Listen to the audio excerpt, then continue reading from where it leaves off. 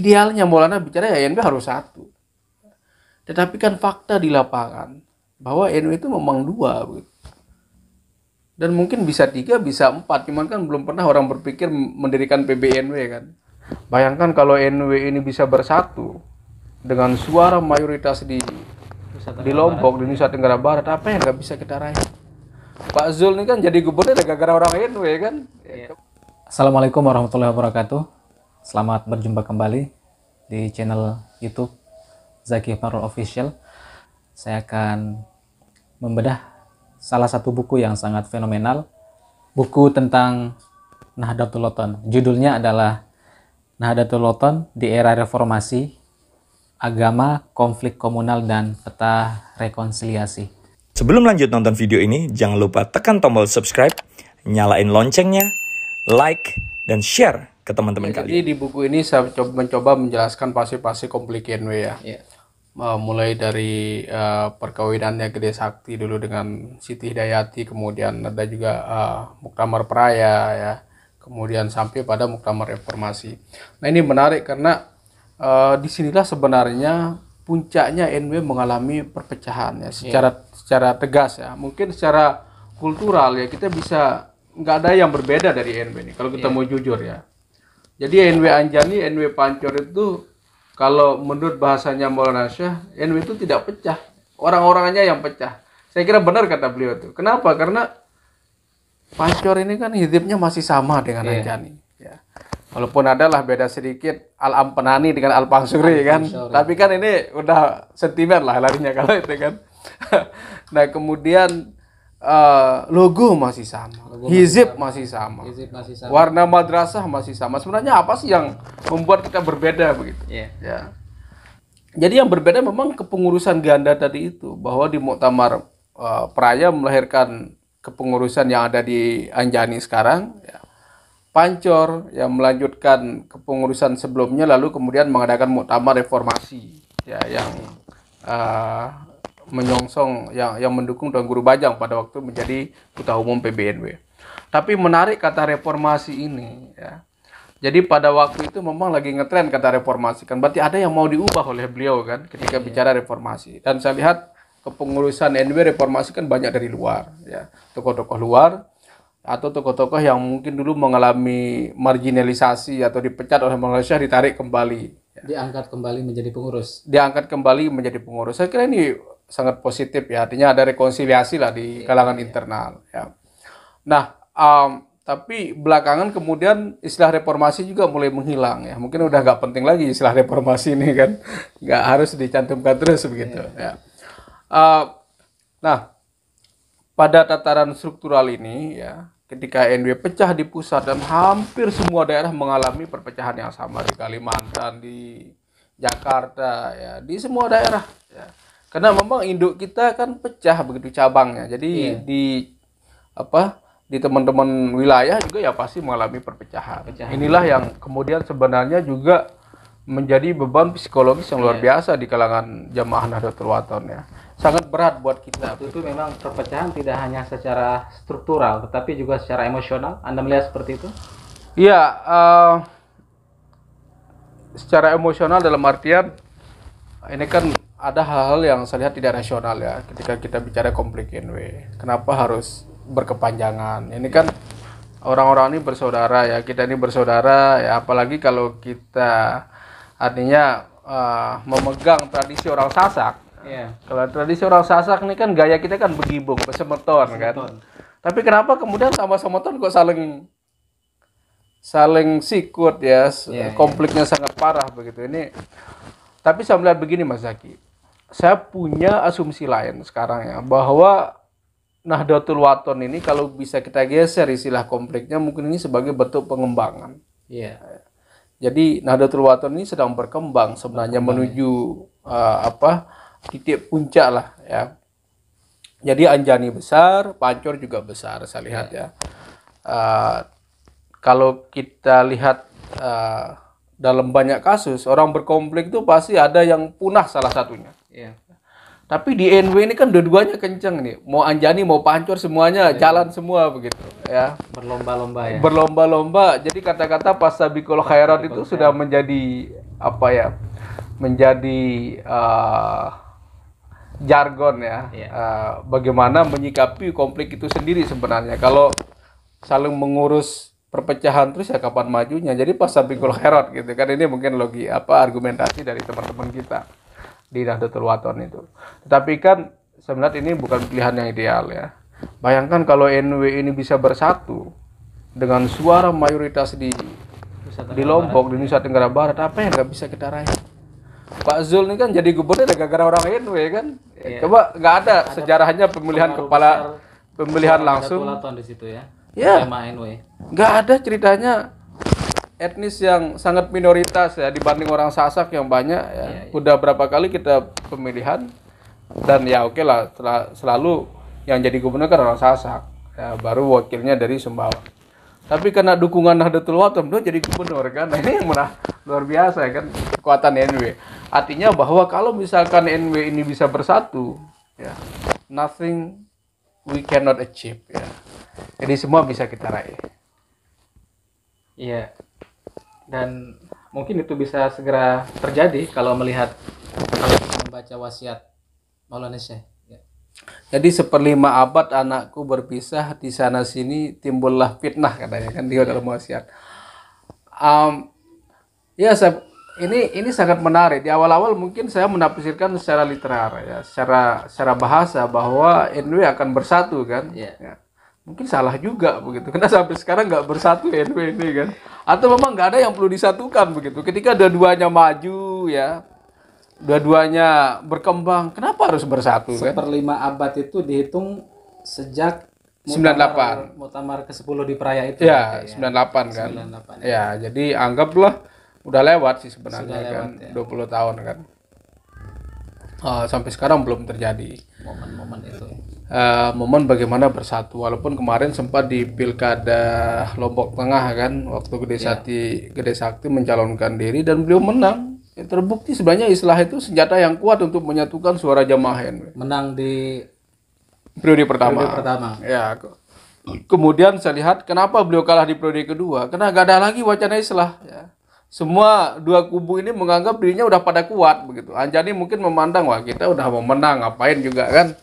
Nah, akhirnya ada kelalaian di tokoh-tokoh ini pada waktu itu, akhirnya mereka kalah di pilkada. Nah ini jadi wasiat itu bagi saya begini, wasiat Maulana Syekh mungkin idealnya ya. Orang kan bicara wasiat itu selalu bicara ideal, bahwa NW itu kan bukannya dua, bukannya telu katanya kan. Idealnya Maulana bicara ya NW harus satu. Tetapi kan fakta di lapangan bahwa NW itu memang dua begitu.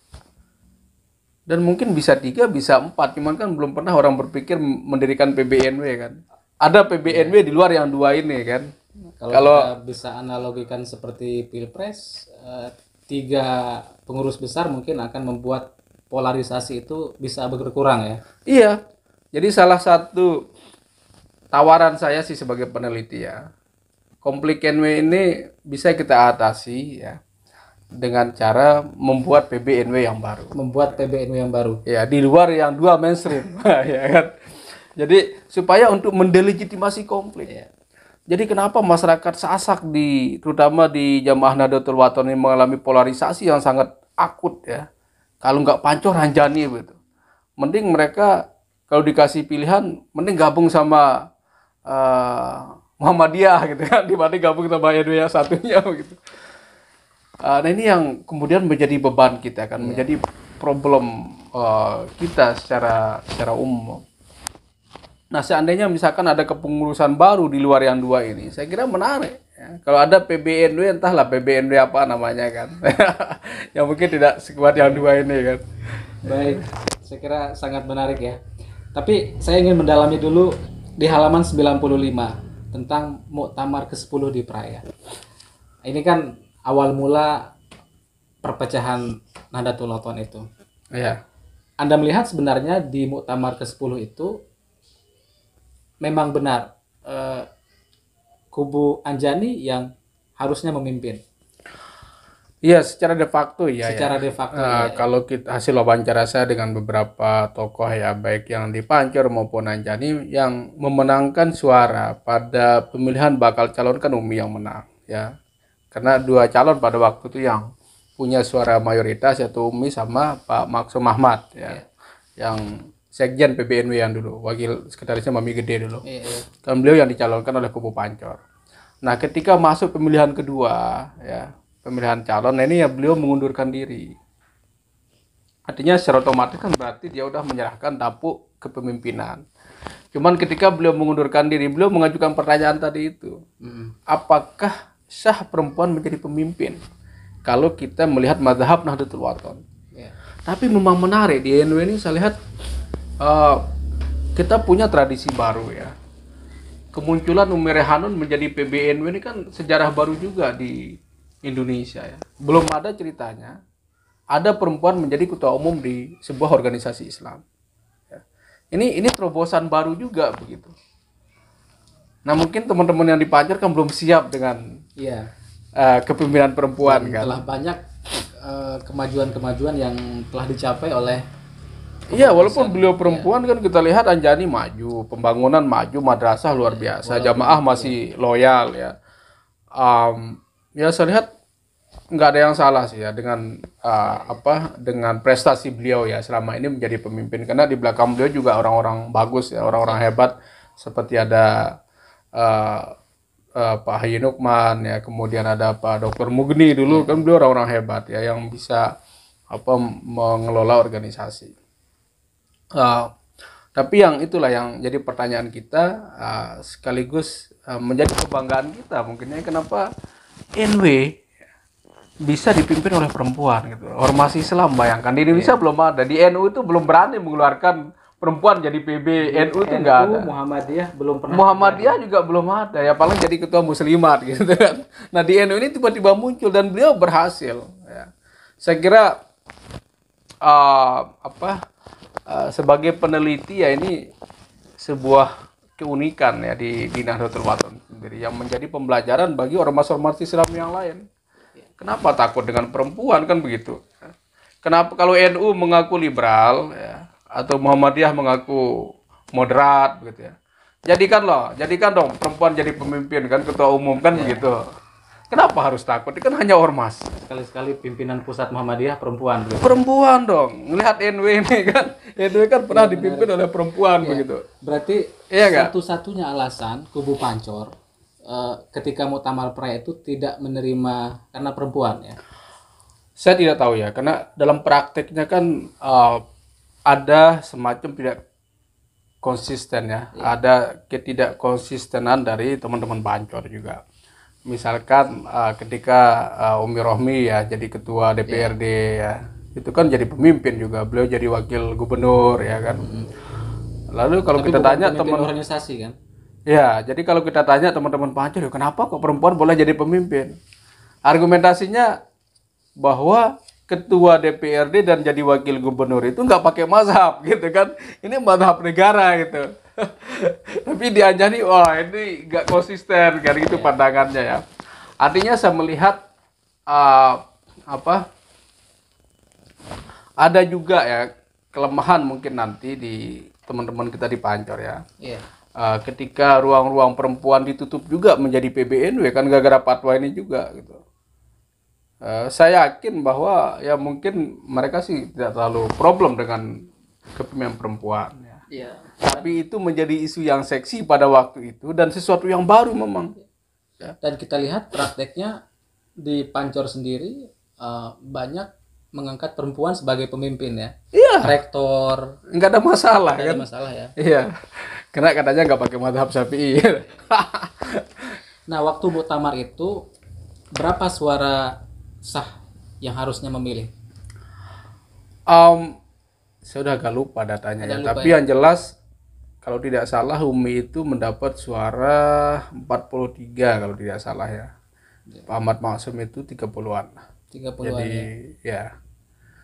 Nah dengan kalkulasi di muktamar itu nggak mungkin lah beliau menang kalau dilanjutkan ya, nggak mungkin beliau menang.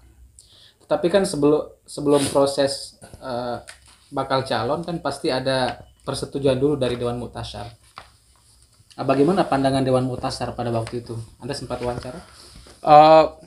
Nah ini menarik ya. Dewan Mustasyar kan mayoritas pendukung Anjani kan, pendukung Umi begitu yang ya kalau kita lihat kan hanya beberapa tuan guru yang dipancor ya semuanya kan ke Anjani ya, otomatis lah kalau itu saya lihat ya. Jadi posisi mereka lebih kuat. Karena pengaruh Mami Gede juga menjadi PBNU kan masih kuat pada waktu itu. Jadi setelah muktamar itu lalu apa yang terjadi?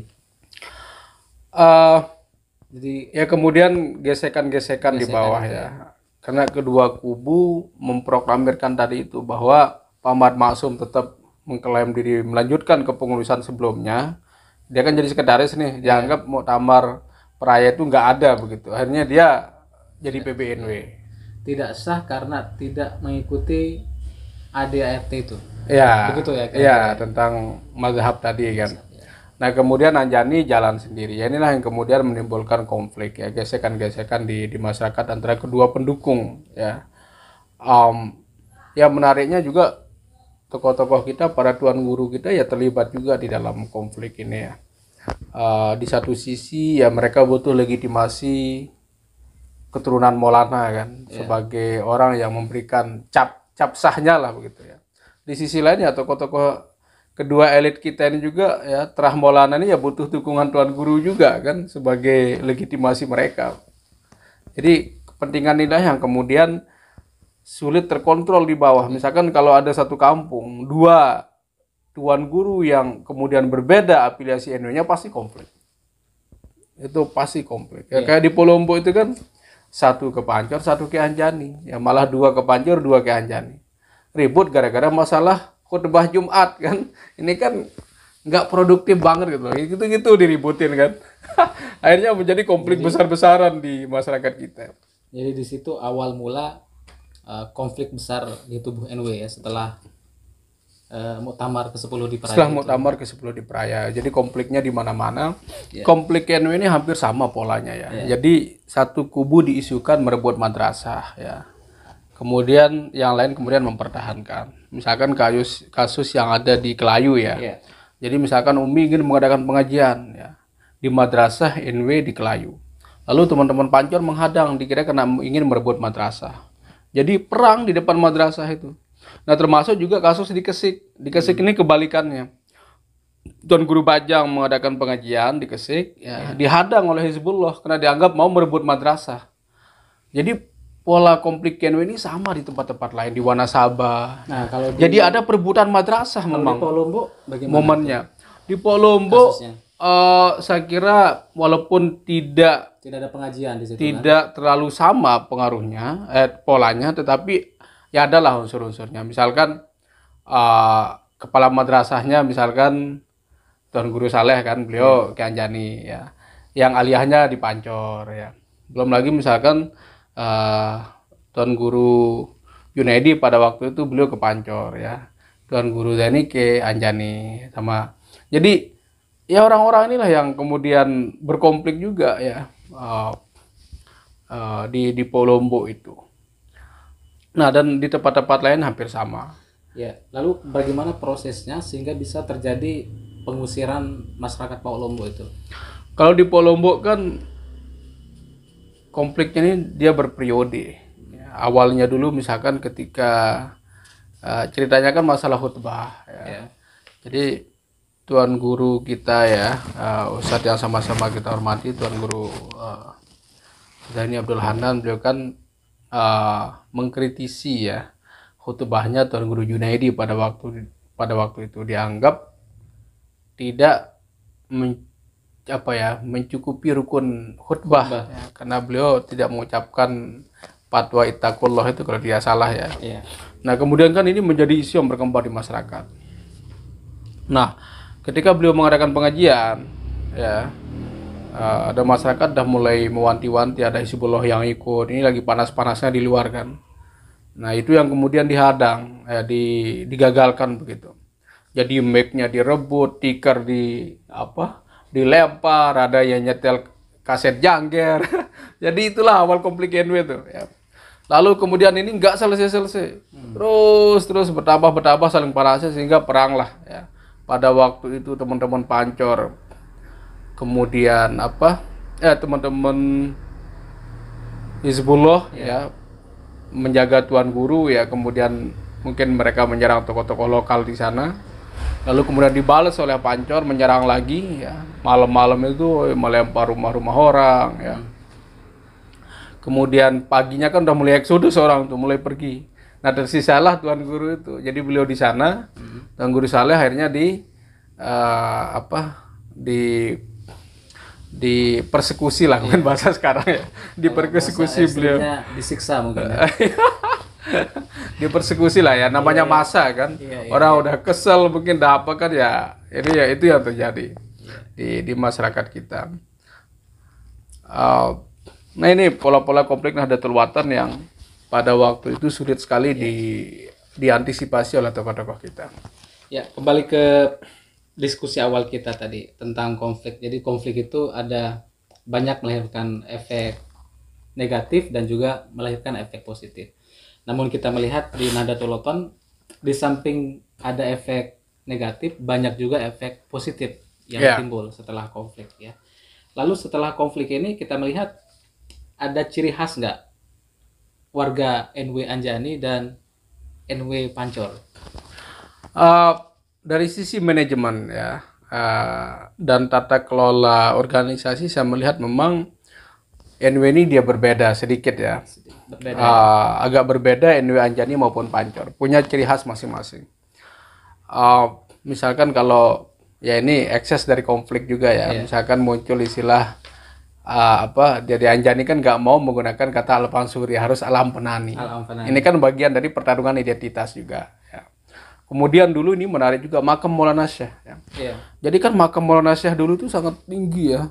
Sangat tinggi, kalau nggak salah itu 7 apa tangganya. Seperti makam-makam Sunan di Jawa. Ya, itu seperti makam Sunan yang ada di Jawa.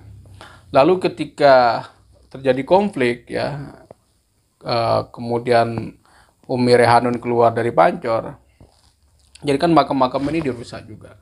Akhirnya sekarang makam Maulana itu nggak punya batu nisan. Ya. Datanya di sana ya. Saya bingung karena tradisi Lombok selalu ada batu nisan kalau ada makamnya kan. Saya nggak tahu apakah ada unsur Salafi juga masuk pada waktu itu. Siapa yang punya ide begitu menghancurkan makam Maulana ya kan.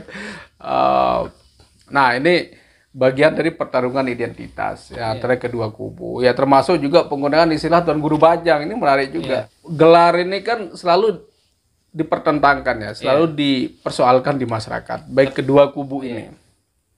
Misalkan Anjani mengatakan wah ini lebih legitimate kena dari kakeknya ya. Pancor mengatakan nah ini legitimate juga kena dari masyarakat begitu kan. Saya sih melihat sebagai peneliti dua-duanya cukup kuat lah, punya power, punya legitimasi yang kuat di masyarakat.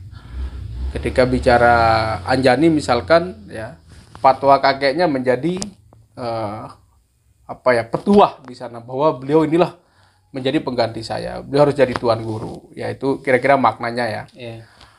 Kemudian yang di Pancor ya Tuan Guru Bajang, saya lihat juga ini kan dari masyarakat ya menggelari beliau karena mungkin melihat kealiman beliau ya, keilmuan beliau sebagai tokoh muda yang baru pulang dari Mesir pada waktu itu.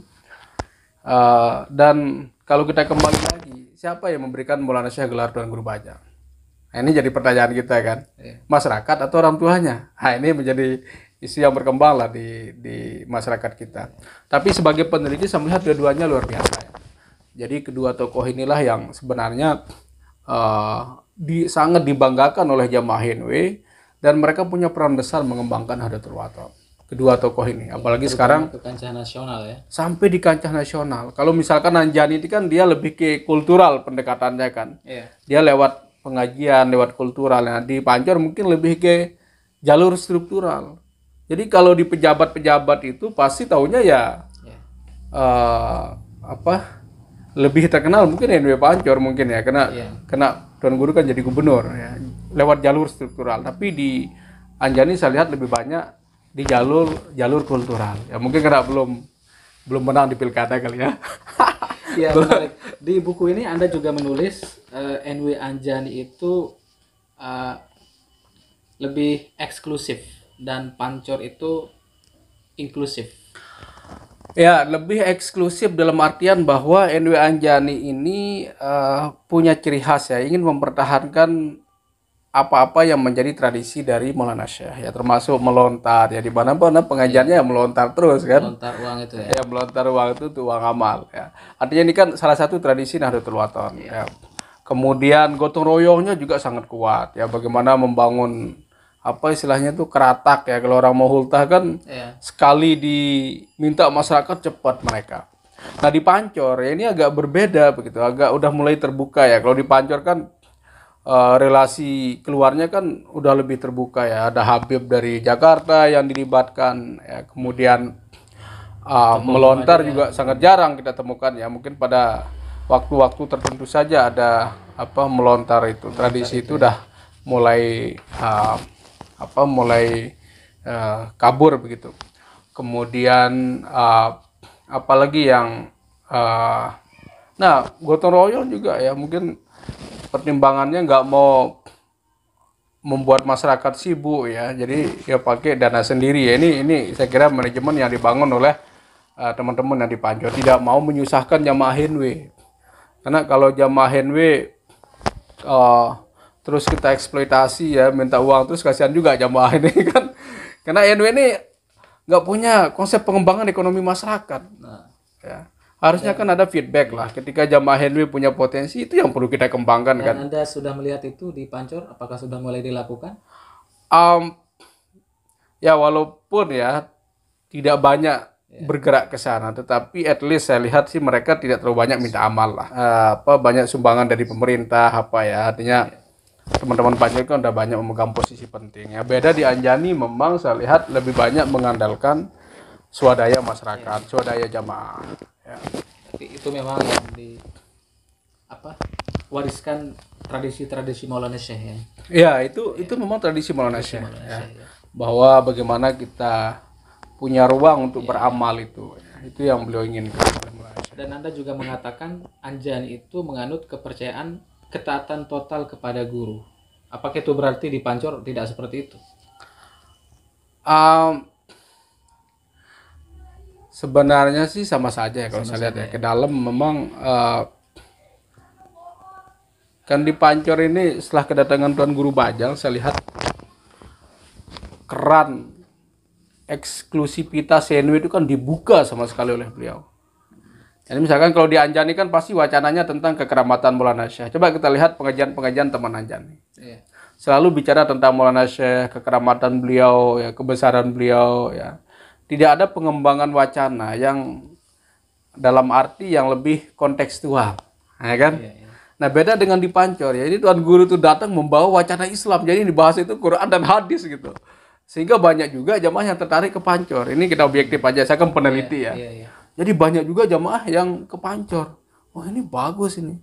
Jadi di tengah himpitan eksklusivitas wacana di kebukuan wacana di komunitas Henwe, tiba-tiba Tuan Guru Bajang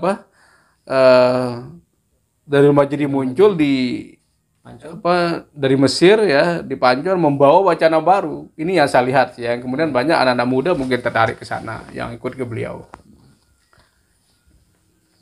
Walaupun awal-awalnya NW Pancor memang sangat berat untuk berdiri ya. Iya kan, setelah Umi pindah itu kan hampir Pancor itu menjadi kota mati. Kota mati. Ya nggak ada, mungkin anak kos bisa dihitung jari ya kan, semua pindah ke Kalijaga dulu, termasuk kampus juga ya. Mahasiswa ya, termasuk kampus juga semua dibawa ke Kalijaga dulu kan. Berarti ini salah satu prestasi besar NW Pancor, dia bisa menghidupkan kembali Pancor. Iya, artinya mau nggak mau lah ya, suka dan nggak suka itu fakta di lapangan ya, bahwa Tuan Guru mungkin dia mulai membangun dari awal lagi, menata kembali apa yang sudah ada. Tapi ada sih ungkapan-ungkapan yang mengatakan bahwa kalau Anjani kan dari nol, ya, membangunnya dari tanahnya, pembebasan tanahnya. Saya kira ini perjuangan prestasi yang luar biasa juga, perlu kita akui. Sedangkan di Pancor infrastrukturnya sudah ada, ya. Tetapi kan menarik orang ini kan, nah ini yang berat juga gitu, karena hampir semua jamaah ya pasti ke Anjani dulu. SDM-nya sangat kurang waktu itu ya. SDM-nya sangat kurang pada waktu itu. Ya, untuk teman-teman yang ingin bertanya atau memberikan komentar, nanti bisa memberikan pertanyaan di kolom komentar dan insya Allah nanti akan dijawab oleh Dr. Saiful Hamdi. Kita langsung saja ke bab 4, rekonsiliasi ya. Ya. Apa wacana rekonsiliasi yang Anda tawarkan di buku ini? Kan begini Sadat, rekonsiliasi NW ini kan selalu gagal ya. Ya. Entah siapapun yang memfasilitasi selalu gagal rekonsiliasi itu. Nah kemudian kemarin setelah konflik di Menkumham ya, ada tawaran-tawaran sebenarnya menurut saya sangat menarik. Misalkan setidaknya ada 3 tawaran pemerintah dulu ya, ketika terjadi kepengurusan ganda di Menkumham dan keputusan pengadilan juga ya. Karena kan di negara kita ini nggak boleh ada 2 kepengurusan dengan organisasi yang sama. Nama yang sama, logo yang sama. Logo yang sama, nama yang sama nggak boleh. Ya. Nah, tawaran pemerintah itu sebenarnya kemarin itu ada 3. Yang pertama adalah NW harus bergabung. Ya. Kedua pengurus disarankan untuk muktamar bersama. Melaksanakan muktamar bersama, kemudian membuat kepengurusan baru. Padahal waktu itu Pak Anjani baru saja melaksanakan muktamar. Ya, Anjani baru melaksanakan muktamar, Pancor sampai sekarang belum muktamar. Belum muktamar, masih kepengurusan yang lama. Nah, saya kira ini sebenarnya bagus juga tawaran pemerintah kan. Konflik kita selesai, konflik psikologis, emosional kita mungkin bisa terobati lah dengan adanya tawaran ini. Tetapi pertanyaannya kan, sanggup nggak tokoh-tokoh kita untuk bersatu? Sanggup nggak mengakomodir kepentingan-kepentingan elit yang ada di kedua kubu? Ya pasti. Ibarat partai politik yang mau bergabung, ya pasti banyak kepentingan. Ya. Pasti harus ada bagi-bagi kekuasaan dong di sana. Iya, tidak utuh lagi kan. Ya, artinya tidak utuh kepada orang-orang yang dia percayai, pasti ada orang luar kan. Nah, dan ini saya kira sangat sulit ya. Pilihannya sangat sulit. Sangat sulit ya. Ya sampai sekarang buktinya ketemu aja susah, apalagi mau muktamar bersama. Ya. Nah yang kedua, tawaran pemerintah adalah muktamar masing-masing. Muktamar masing-masing. Jadi Anjani muktamar lagi, Pancor disuruh muktamar lagi, membuat kepengurusan masing-masing, 2 kepengurusan.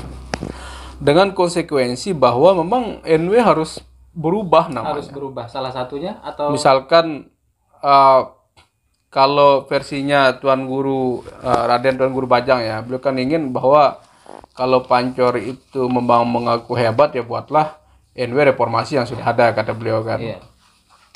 Beliau ingin menggunakan NW saja. NW saja.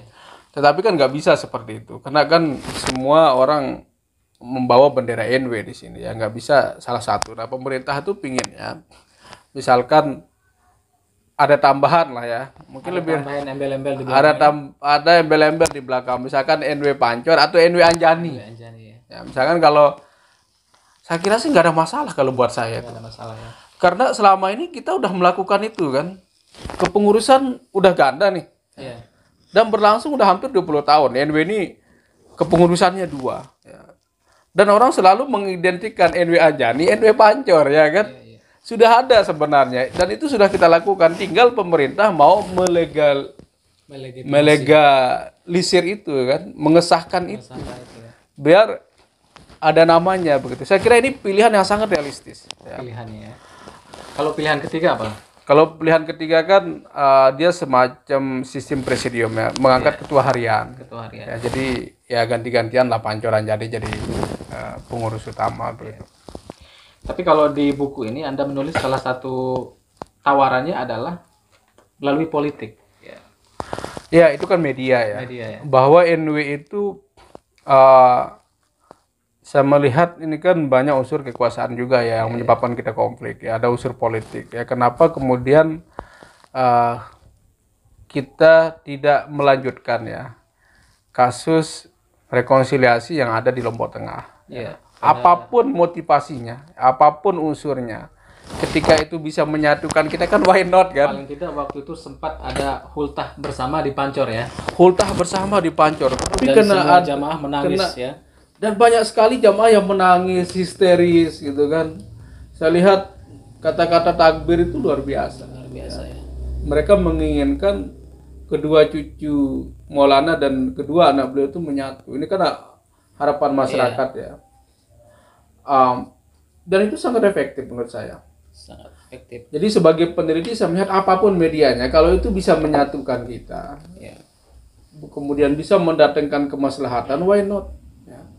Kalau itu kemudian menjadi dasar Tuan Guru Sakti menjadi Bupati Lombok Tengah kan lebih menarik lagi.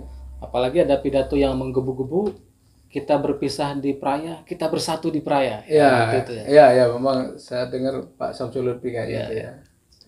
Saya kira menarik itu. Sejarah NW lah ya, sejarah NW, dan mudah-mudahan kedepannya sih saya berharap supaya NW ini selesai masalahnya ya. Karena oke lah kita jalan dengan dua struktur yang berbeda, tapi kan beban-beban psikologis ini, konflik batin masih ada ya. Tidak hanya di ring satu NW, di jamaah NW ya, di mana-mana kan pasti ada aja ya. Di akar rumput. Di akar rumput, walaupun kalau saya melihat sih sebenarnya jamaah udah nggak terlalu peduli. Mau Anjani Pacon nggak peduli. Kalau dulu ketika NW lagi panas-panasnya konflik, banyak orang bercerai. Misalkan ini fakta di lapangan ya. Salah satu kasus paman saya itu, yang laki-laki ini paman saya, dia kepancor. Istrinya, keluarganya Ki Anjani. Mereka bercerai gara-gara beda pilihan afiliasi NW ini. Bayangkan coba, saking. Dan itu tidak hanya satu kasus mungkin ya. Iya, pasti banyak kasus. Ya, nah ini menarik menurut saya ya, bahwa kok sebegitu berat beban psikologis kita ketika NW ini harus berpisah. Nah sekarang saya ingin bahwa tokoh-tokoh kita ini kita mulai lagi lah ya, untuk kembali bersama. Karena bagaimanapun orang Sasak ini kan kita perlu bersemeton, kita perlu bersatu lah ya. Apa sih yang mau kita cari kan? Hidup juga nggak selamanya ya. Kekuasaan juga tidak selamanya. Jadi memang idealnya seharusnya berada dalam satu struktur organisasi. Kan itu yang diharapkan oleh Maulana Syekh kan, bahwa Rahun Rehanun jangan berpisah itu kan ya. Jadi supaya tetap selangkah seair. Tetapi Anda melihat itu hal yang sangat sulit ya. Sulit ya, walaupun saya tidak mengatakan itu mustahil ya. Takdir Allah mungkin bisa aja membolak-balik hati orang kan.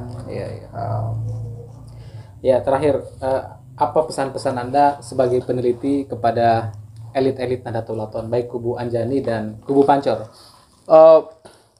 Saran-sarannya mungkin. Kalau saran saya yang pertama, perlu kita mencoba mengubah pendekatannya di dalam melihat konflik. Jadi konflik ini kan sejak Nabi Adam udah ada. Dan tidak harus kita warisi begitu. Tidak harus kita warisi konflik itu, tetapi bagaimana kita memanage. Ketika banyak kepentingan yang harus kita akomodir, ini kan perlu ada kebijakan-kebijakan ya. Perlu juga rujukan-rujukan ya, selain agama mungkin nilai-nilai kebudayaan. Sebagai orang Sasak ya, kita bersemeton, kita bergibung ya. Jadi sebenarnya nilai-nilai kultural itulah yang banyak ya menyatukan jamaah NW di tingkat grassroots. Bukan kena elit NW jamaah ini bersatu, bukan. Misalkan kalau ada kematian kita salam pesila ya. Datang ya. Dan ini media kultural yang bisa menyatukan jamaah NW. Ada anak kita yang kawinan, kita undang teman kita. Ini kan tradisi Sasak ya, tradisi kita lah. Dan ini sangat luar biasa powernya menurut saya. Jadi perlu kita menggeser ya perspektif kita, pendekatan kita, bahwa konflik itu tidak ada yang tidak bisa diselesaikan. Ya. Dan harus dengan pendekatan yang ilmiah. Ya. Kalau kita bahas secara terbuka, persoalannya di mana, kan semua enak berbicara. Ini kan nggak ada yang berani ketemu, nggak ada yang berani berbicara secara terbuka. Ya. Semua pada menggonggong dari luar aja ya. Nah itu pesan saya. Kemudian yang kedua, kita perlu mungkin ya kalau pilihan idealnya kan harus bersatu ya. NW ini kan harus bersatu. Bagaimanapun ini kan warisan kita bersama. Masa selamanya NW yang kemudian besar di Lombok menjadi ciri khas Islam Sasak ya. Ya. Kepada generasi muda NW apa yang bisa disampaikan? Ya, jadi saya memahami psikologis teman-teman ya. Kita kan agak sulit ya berada di tengah-tengah itu. Artinya ketika Anda memutuskan berada di tengah, tidak ke Pancor, tidak ke Anjani, berarti kan kita tidak ada ruang untuk sosialisasi, tidak ada ruang untuk aktualisasi ya. Tetapi kan mungkin banyak hal-hal lain yang lebih produktif bisa kita lakukan. Tidak ada masalah sih sebenarnya teman-teman aktif di Pancor, di Anjani, ini kan ruang pengabdian sosial juga kan. Ya, daripada kita nggak melakukan apa-apa misalkan. Ya. Tapi ya cuman kan pesan saya supaya kita jangan menjadi bagian dari kelompok yang justru mereproduksi konflik tadi itu. Kita justru memperlebar, memperluas konflik Nahdlatul Wathon. Ya, ini saya kira yang perlu kita sadari. Jadi kita bisa memainkan peran yang sebaliknya, bagaimana menyatukan ya kedua kubu ini, ya, kedua Nahdlatul. Bagaimanapun organisasi Nahdlatul Wathon kan organisasi kebanggaan kita ya. Satu-satunya organisasi Islam yang besar yang lahir di Sasak. Kalau NU kan produk Jawa, Muhammadiyah itu kan dari Jawa. Ini produk asli orang Sasak. Ya. Kalau kita lihat kan gambar Hizib itu selalu ada peta Pulau Lombok kan. Ini bagaimana Maulana Syekh itu sudah punya konsep ya bahwa NU ini dia harus mencerminkan identitas kesasakan. Ya, saling mendukung, bersemeton, kita bersopo, inilah nilai-nilai. Jadi anak-anak muda jangan sampai menjadi orang yang pemecah dan mereproduksi konflik. Yang mereproduksi konflik. Ya mungkin ada, saya lihat tipe-tipe orang yang pingin begitu ya, selalu ingin apa ya, mengedepankan mencari muka lah kalau bahasa kita ya, mencari muka ya. Dengan cara dia harus menjelekkan yang lain, ini yang keliru menurut saya. Dan itu tidak boleh terjadi bagi generasi muda NU ini. Baik, terima kasih Pak Dokter atas waktunya. Kita sudah 1 jam berdiskusi tentang NW. Teman-teman yang ingin memberikan pertanyaan, saran ataupun kritik bisa langsung berkomentar di kolom komentar. Kita tunggu komen-komennya dan jangan lupa untuk klik like, share dan subscribe channel ini. Terima kasih. Wallahu muwaffiq wal hadi ila sabilir rasyad. Wassalamualaikum.